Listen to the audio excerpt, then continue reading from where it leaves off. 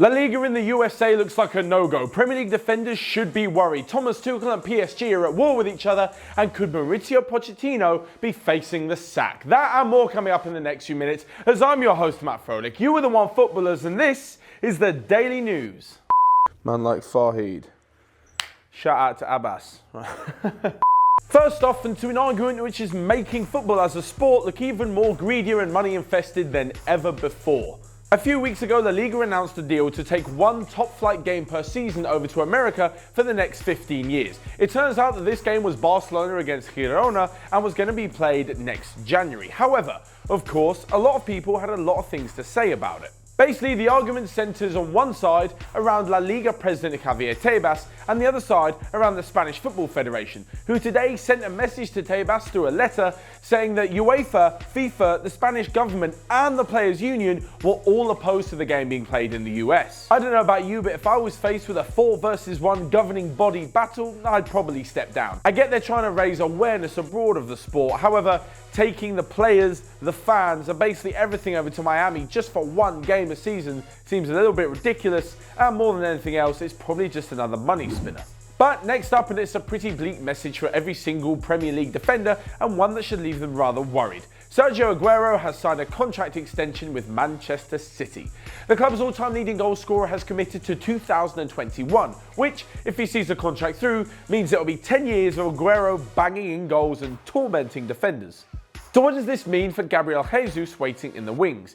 To be honest, he's not good enough to be starting ahead of Aguero at the moment. Likewise, if he does, or he gets a few cup games, Aguero's not really going to be happy with being a rotation player. And I'm not even sure they're good enough to start up front together. So what do you guys think? Let me know in the comment section whether you think Gabriel Jesus should leave, or he should stay and fight Aguero despite the contract extension. But moving off the pitch and into the dugout, where some mind-blowing news from Paris has reached us that Thomas Tuchel and PSG are at war with each other. The manager's only been in charge 3 months and has a 100% record in Ligue 1. However, they're obviously not happy with PSG's 3-2 defeat to Liverpool on Tuesday night. It absolutely blows my mind how the PSG footballing business model works. I just don't understand it. Basically, Tuchel's saying that he wasn't backed in the summer because they didn't put up enough money to buy him a decent defensive midfielder. No disrespect to Lassana Diarra there. And from the business side, well, they're just unhappy that any manager they bring in fails to take them anywhere near winning the Champions League. It's kind of odd that no matter how well you do at PSG, you're more than likely to be sacked for not winning the hardest competition to win in the world, no matter if you smash the domestic league, as all their previous managers have done. And lastly, moving on to the curious case of Mauricio Pochettino and Tottenham Hotspur, who this weekend will be looking to avoid a 4th straight defeat in a row. Mauricio Pochettino said this week in a press conference that the bad form has affected his players and he could well be facing the sack. This might even happen before Spurs move into a new stadium. However, that looks a long way off, so Pochettino might have a long time yet. Now, this is obviously a self-admission of how bad him and Spurs are doing at the moment. However, I don't think it's all doom and gloom just yet at Spurs. If you look at where Spurs were when Pochettino took over and where they are now, having finished in the top 3 the last 3 seasons in a row, I think he's got more than enough rep with the club to go through a bit of a poor patch. If Pochettino were to leave, what would that mean for the star players? Would Eriksen, Kane and Ali follow suit?